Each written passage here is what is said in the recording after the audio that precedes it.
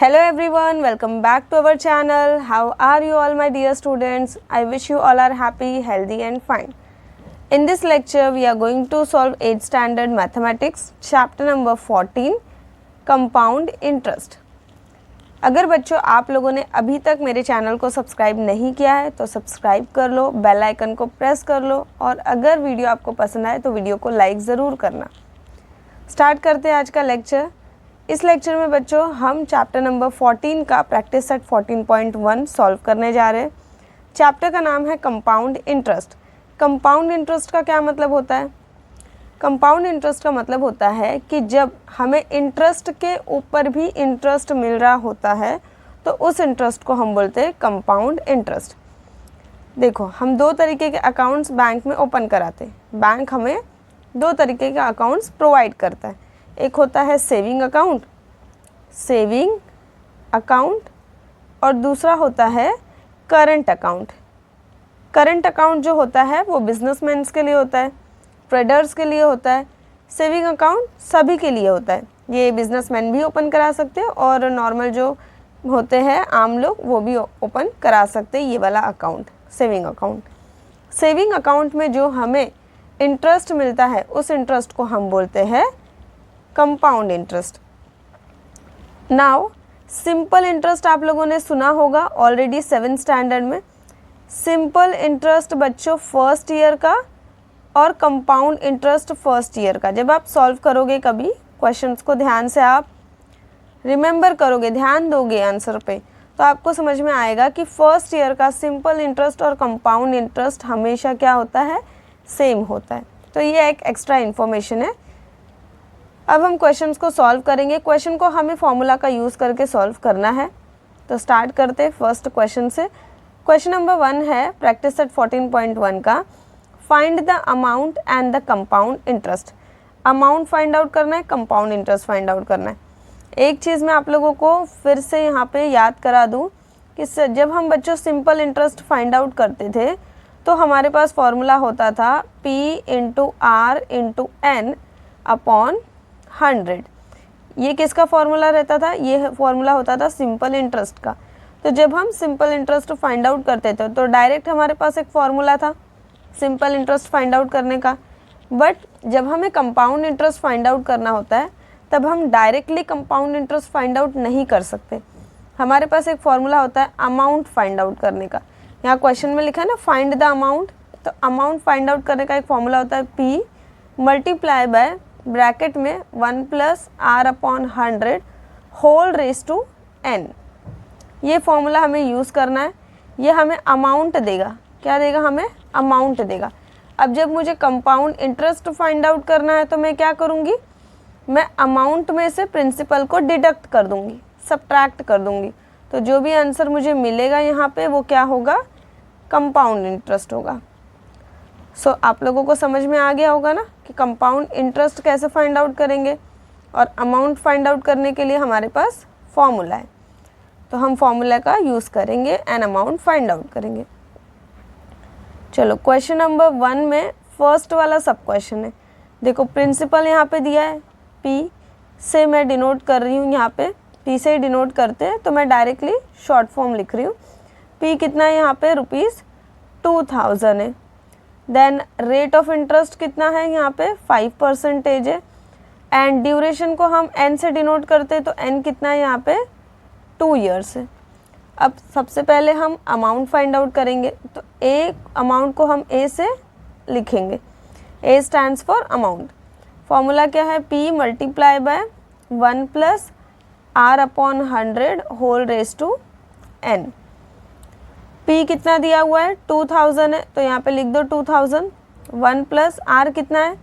5 है, लिखो 5 upon 100 whole power में क्या आ जाएगा? 2 आ जाएगा क्योंकि 2 इयर्स दिया है। n का मतलब हुआ ड्यूरेशन, कितना टाइम है, तो 2 इयर्स के लिए हम फाइंड आउट कर रहे हैं। 2000 एज इट इज़ लिखेंगे बच्चों।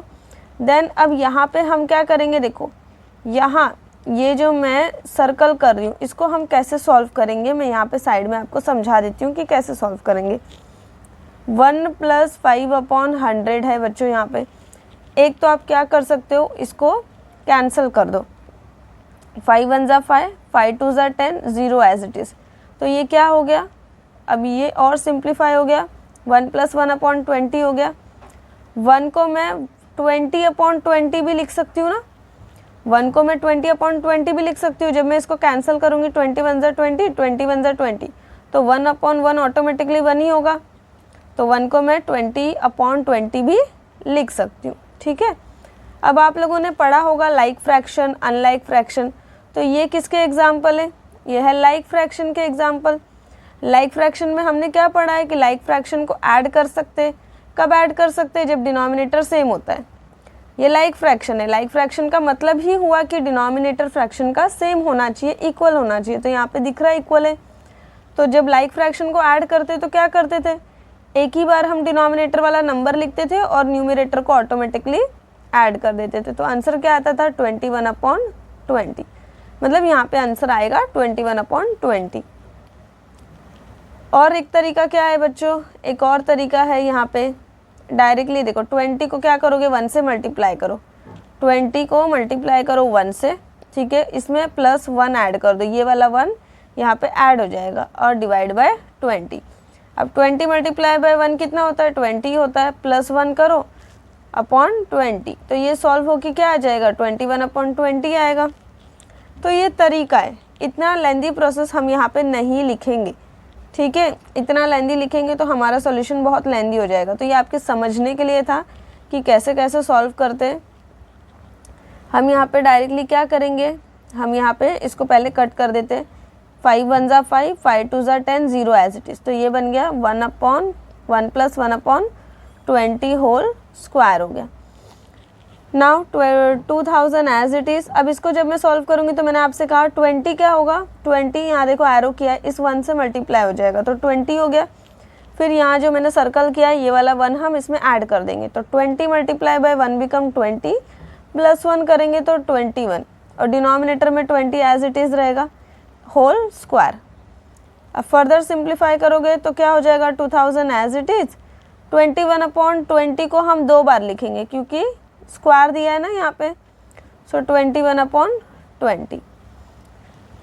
अब कैंसिल करते चलो, 0 यहाँ पे 2 0, ये 2 0 से कैंसिल हो गया।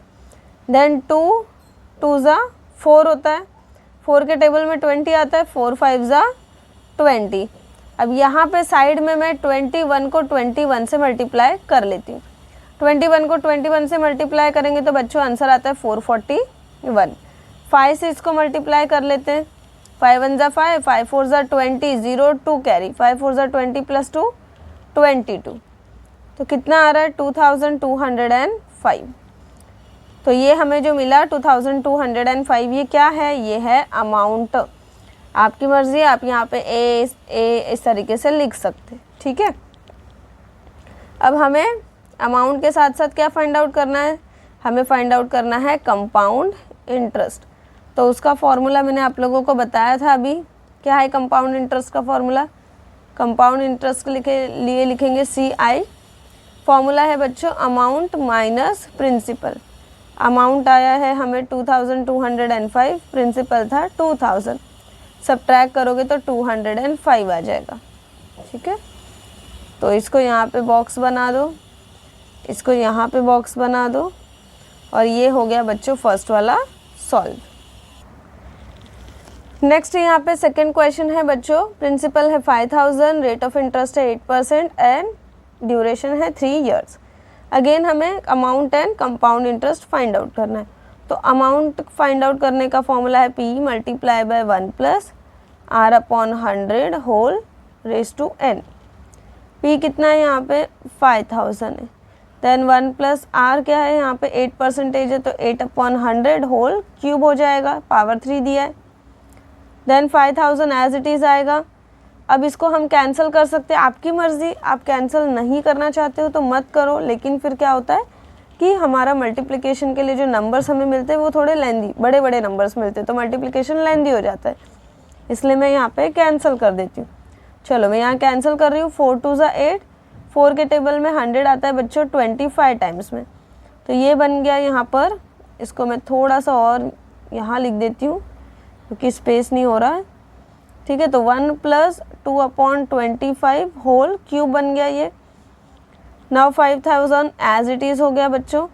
अब 25 को देखो, ये वाले 1 से हम क्या करेंगे, मल्टीप्लाई करेंगे, तो 25 × 25 प्लस 2 करेंगे, 27/25 होल क्यूब हो जाएगा। अब यहाँ मैं साइड में सॉल्व कर रही हूँ।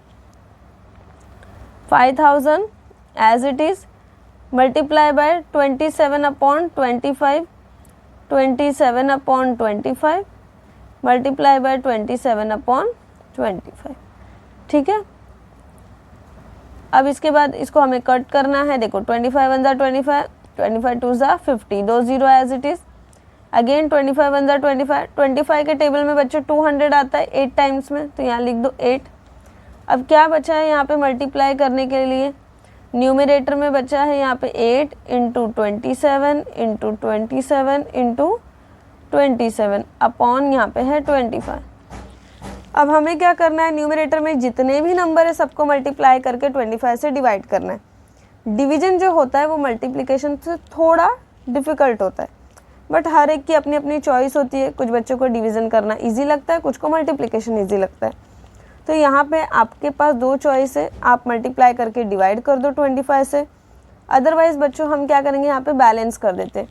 25 को अगर मैं 4 से मल्टीप्लाई कर दूँ तो क्या बन जाएगा डिनोमिनेटर में नंबर 100। तो इसके बाद हम क्या कर सकते हैं, जो भी आंसर आएगा उसको हम 100 आएगा तो 2 0 आ जाएगा, तो 2 0 के लिए हम क्या करेंगे, 2 0 रिमूव करने के लिए 2 डिजिट पे हम डेसिमल पॉइंट लगा देंगे।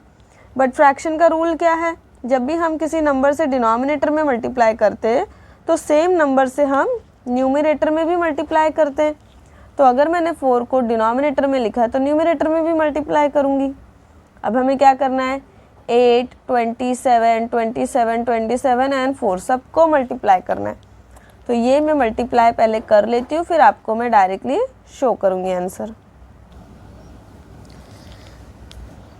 Now see my dear student, यहाँ पे मैंने देखो मल्टीप्लिकेशन किया है। 27 को 27 से मल्टीप्लाई करेंगे तो आंसर आएगा 729। फिर अगेन 27 को मैंने यहाँ पे 729 को मैंने 27 से मल्टीप्लाई किया तो 19,683 ये आ गया आंसर। अब इसको फिर से मैंने 4 से मल्टीप्लाई किया तो आंसर आ गया 78,732। फिर मैंने 8 से मल्टीप्लाई किया तो आंसर आ गया 6,29,856। सो 6,29856 और डिनोमिनेटर में क्या आ जाएगा बच्चों 100। अब 2 0 को रिमूव करने के लिए हम क्या करेंगे, 2 डिजिट पे डेसिमल पॉइंट लगा देंगे। तो अमाउंट आ गया यहाँ पे 6,298.56। ठीक है, तो आई विश कि आपको समझ में आया होगा, आएगा ही बच्चों, इतना इजी है, सिंपल तो है। अब कंपाउंड इंटरेस्ट फाइंड आउट करना है तो कंपाउंड इंटरेस्ट का फॉर्मूला क्या है, अमाउंट माइनस प्रिंसिपल। अमाउंट हमने अभी अभी फाइंड आउट किया है ना 6,298.56, प्रिंसिपल कितना है 5,000 है, सब्ट्रैक्ट कर दो आंसर आ जाएगा 1,298.56। ये आ गया compound interest. So how simple it is. हाँ, नाउ नेक्स्ट है यहाँ पे थर्ड वाला। देखो अमाउंट के लिए फॉर्मूला लिखेंगे P multiply by 1 plus R/100 whole raise to n। Principal है बच्चों यहाँ पे 4,000, 1 प्लस रेट ऑफ इंटरेस्ट है यहाँ पे 7.5 अपॉन 100 होल क्या हो जाएगा, स्क्वायर हो जाएगा क्योंकि 2 दिया ईयर्स। अगेन 4,000 को एज इट इज़ लिख दो। 1 प्लस, अब आप लोगों को पता होगा कि जब भी हम डेसिमल पॉइंट रिमूव करते तो डिनोमिनेटर में क्या होगा, एक ज़ीरो इंक्रीज़ हो जाएगा, और जब हम ज़ीरो रिमूव करना चाहेंगे तो हम डेसिमल पॉइंट को पुट कर देते नंबर्स में, ये चीज़ याद रखनी है। अब कैंसिल कर देते, एक डिजिट के बाद डेसिमल पॉइंट था ना, इसीलिए हमने जब डेसिमल रिमूव किया तो डिनोमिनेटर में एक ज़ीरो इंक्रीज़ किया। अगर 2 डिजिट के बाद डेसिमल पॉइंट होता तो हम डिनोमिनेटर में 2 ज़ीरो अप्लाई कर देते। ठीक है, 2 ज़ीरो लिख देते। अब 25 से डिवाइड करती हूँ, 25 3 ज़ा 75, 25 4 ज़ा 100 और 0 एज इट इज़। तो अब फर्दर हम क्या लिखेंगे, 4,000 एज इट इज़, ब्रैकेट में आ जाएगा 1 प्लस 3/40 होल स्क्वायर। अब इसको फर्दर सॉल्व करोगे तो अगेन 4000 एज इट इज़ 41 से मल्टीप्लाई हो जाएगा तो 40 ही आएगा, +3 करेंगे तो 43 अपॉन 40 होल स्क्वायर। अब मैं साइड में सॉल्व कर देती हूँ। देखो 4000 अगेन एज इट इज़ लिखेंगे, 43 अपॉन 40 को कितनी बार लिख देंगे, 2 टाइम्स लिख देंगे, क्योंकि इसका होल कितना दिया है, स्क्वायर दिया है। अब ये 2 0 से 2 0 कैंसिल हो गया बच्चों। ना 4 के टेबल में देखो 40 आता है, 4 10 ज़ा 40, तो 10 मल्टीप्लाई बाय 43 मल्टीप्लाई बाय 43, और भी तो कैंसिल होगा ना, 10 और 4 भी तो कैंसिल होगा, 2 2 ज़ा 4, 2 5 ज़ा 10, सो 5 इंटू 43 इंटू 43 अपॉन 2 आ गया। अगेन आपके पास चॉइसेस है, आप मल्टीप्लाई करके 2 से डिवाइड कर दो, या फिर क्या करो, डिनोमिनेटर को हम 10 बना सकते हैं 5 से मल्टीप्लाई करके, तो मैंने 10 बना दिया और न्यूमरेटर में भी 5 से मल्टीप्लाई कर दिया। अब 5 5 ज़ा होता है 25, 43 को हम मल्टीप्लाई करके चेक कर लेंगे, 3 3 ज़ा 9, 4 3 ज़ा 12, 4 3 ज़ा 12, 1 कैरी, 4 4 ज़ा 16 प्लस 1 17, 9 4 8 1 1849। अब इसको 25 से मल्टीप्लाई कर दो, देखो मल्टीप्लाई कर देंगे तो आ जाएगा बच्चों 46225, तो यहाँ पे मैं लिख दूंगी 46225 और डिनोमिनेटर में 2 5 ज़ा 10 लिख देंगे। अब डिनोमिनेटर का 0 मुझे रिमूव करना है, तो मैं क्या करूँगी, एक डिजिट के पहले डेसिमल पॉइंट लगा दूंगी, और डेसिमल पॉइंट हम कहाँ से अप्लाई करते हैं, पीछे की साइड से, तो 4622.5 हो जाएगा। तो अमाउंट आ गया बच्चों यहाँ पे 4622.5। अब कंपाउंड इंटरेस्ट फाइंड आउट करने का फॉर्मूला है अमाउंट माइनस प्रिंसिपल, तो अमाउंट लिख दो यहाँ पे, माइनस प्रिंसिपल कर दो 4000, तो क्या आ जाएगा 622.5। तो यहाँ पे बच्चों हमने क्वेश्चन नंबर 1 का सब क्वेश्चन जो फर्स्ट सेकंड थर्ड था ये सॉल्व कर लिया है। नेक्स्ट लेक्चर में हम सेकंड एंड थर्ड क्वेश्चन को भी सॉल्व कर लेंगे। सो आई होप कि आप लोगों को वीडियो पसंद आया होगा। वीडियो पसंद आए तो प्लीज़ वीडियो को लाइक करिए, चैनल को सब्सक्राइब करिए, and thank you for watching this video.